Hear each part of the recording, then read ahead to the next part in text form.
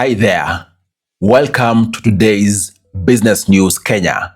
Today is 7th of August, and we're going to look at the biggest news coming out of the business world in Kenya today. In case you are new here, my name is Afagza Sifuna. I am a finance expert and qualified accountant, bringing you amazing videos about investing and making money each and every day. In case you like those topics, consider subscribing. Down there is a button called subscribe. Click the button to subscribe to join my channel so that you don't miss such amazing updates each and every day. And while still at it, drop a like on this video. Having said that, I want to share 7 biggest pieces of news coming out of the business world in Kenya today. And the first big news is that we have mixed dividend announcements by listed companies as they are rewarding or they are planning to reward shareholders differently. And the 3 companies which have made some announcements are Stanbic Holdings, EABL, and NCBA Group. For Stanbic Holdings, it's announced it's cutting its interim dividend by more than half to preserve capital after lower interest rates squeezed profitability. Of course, we all know last year Stanbic was one of the companies which paid quite a high yield in the country. So seeing it indicate it's going to cut its interim dividend by more than half, it is actually indicating that most likely this year we're going to talk about its dividend being way less with regards to yield compared to last year. And then the second company is EABL. EABL has increased its total dividend payout by about 59% after posting a strong rise in annual profit by upwards of 18.2 billion Kenya shillings, reflecting improved business performance. And also in the same trajectory, NCBA Group has also raised its interim dividend after reporting a half-year profit of 12.4 billion Kenya shillings, signaling confidence in its financial position. So we have Stanbic has announced decrease in its dividend, and then NCBA and EABL have announced it's going to increase. How does it benefit you directly? If you own these shares before the book value closure date, you may qualify for dividend payouts, and therefore you could be impacted through either the possible cut or even the possible raise. And then the second biggest piece of news coming out of Kenya today is that Carrefour manager has been fired over 40,000 Kenya shilling supplier payment. Guys, this is an interesting scenario here because the issue here is that there is a supplier who did pay a Carrefour manager 40,000 Kenya shillings, right? And the manager had actually argued that he was being exposed to some unfair conditions. But then again, it is very clear that that the supplier breached company ethics, and as such, the manager was also liable to be fired because they received that particular amount. And it basically amounts to a bribe, right? And this is important because it reinforces Kenya's strict workplace standards around conflict of interest and corruption. Because as a country and also businesses out there, they don't condone corruption or kickbacks, okay? And this is actually indicating that employees out there and also employers need to be keen in how they are engaging parties, which could actually result to any possible conflict of interest as they are delivering their mandate.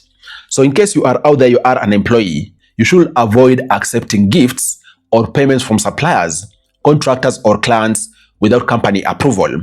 In case there's any gift, you declare, and then the company is going to guide on the appropriate next course, okay? And then the third biggest piece of news coming out of Kenya today is that the tenders battle, right? It has intensified because right now we're talking about there being contract suits in court upwards of 107 billion Kenya shillings. This news basically entails companies are increasingly challenging the awarding of government tenders worth over 107 billion Kenya shillings, and this is actually contributing to prolonged procurement disputes across different tenders within government. Why is this important? It is important because delayed tenders slow the implementation of, for example, road infrastructure and ICT projects by the government, and also businesses have to wait longer for government contracts to materialize in case there's any challenge relating to any particular contract out there. How does this benefit you directly? In case you are a contractor, you should expect longer procurement timelines and also prepare financially because your expected payment could actually delay in case there's ongoing court battle relating to that particular tender which your payment is pegged on. Okay? And then secondly, taxpayers may experience delays before public projects and also services are delivered in case those critical services which are impacted by any ongoing court battles. And then the fourth biggest piece of news coming out of Kenya today is that Airtel Kenya has secured a fresh 25-year lease. Of course, we know they actually received a temporal lease to up to 2027 for them to continue operating in Kenya from the Communication Authority of Kenya. But now Airtel has received its license, and that has added uncertainty because they are sure they're going to operate for the next 25 years in the Kenyan market. Why is this important? It is important because the license allows Airtel to continue investing confidently in Kenya and, of course, expanding its network, knowing very well it's going to be in business over the next 25 years. And this is also very key because it's going to assist bring strong competition between Airtel and Safaricom, which are usually the market leaders in the Kenyan market. You as a consumer out there, how is this beneficial to you? You as a consumer, you could benefit from improved network quality, better internet charges and coverage, and actually competitive pricing across the different offers when it comes to even data, you name it.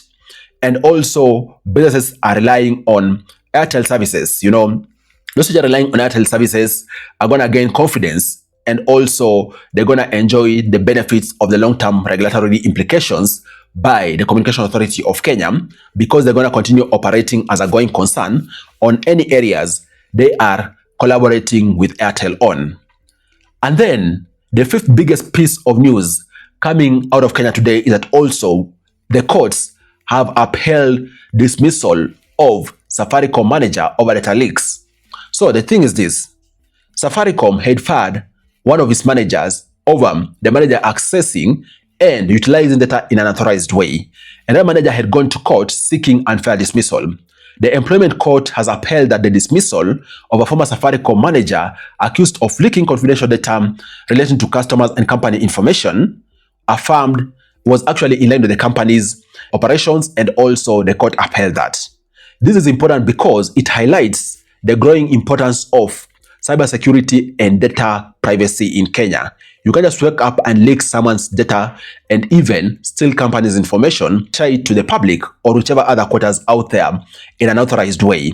So this is important because companies are becoming less tolerant to breaches involving confidential customer information. You out there as an employee or even an individual, how is this beneficial? Employees out there should handle company and customer data carefully, right? To avoid any disciplinary action, because be sure the company is going to come after you before the data protection office comes after the company in case you are taking part in any breach.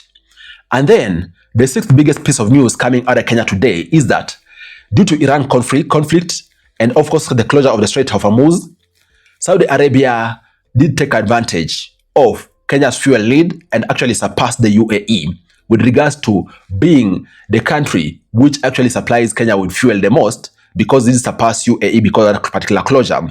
And this news entails that conflict in Iran, which actually led to changes in supply around the Middle East and of course closure of some of the straits out there. This is important because global geopolitical events directly affect Kenya's fuel supply and pricing. And changes in supply sources can influence also how fuel costs are in the country, and at the end, they're going to impact transport expenses. How does this information benefit you directly out there as a citizen? You understanding the global events will help explain movement of pump prices, because you normally know mid every month there is announcement by the Energy Regulatory Authority in the country about the new prices of fuel. So you understanding what is happening globally is going to really assist you know what is going on. And of course, secondly, businesses can better anticipate changes in transport and logistics costs, and also individuals, because any dire changes could affect people's and also businesses' budgets. And then the seventh biggest piece of news coming out of Kenya today is that retirement medical savings have jumped sevenfold to 1.9 billion Kenya shillings. This news basically means that Savings in Kenya post-retirement medical funds have increased drastically, indicating growing awareness of healthcare planning for retirement or after retirement. And that is very important because healthcare is one of the biggest financial risks retirees face. Because let's face it, as people continue aging, our senior citizens also are prone to medical conditions. So planning better for that is very important. And this news is important for you out there as an individual because it serves as a reminder to include healthcare costs in your retirement planning. Don't just plan other things and forget healthcare because you'll need to be able to cater for your healthcare post-retirement. And secondly, you starting to dedicate medical savings early can actually assist protect your retirement income and also medical bills come retirement. Guys, those are the 7 biggest pieces of business news I wanted to share with you today. Which one do you find exciting? In case there's any which you want to discuss further, drop your comment down below in the comment section. Let's continue discussing. Cheers, guys, and you all stay safe.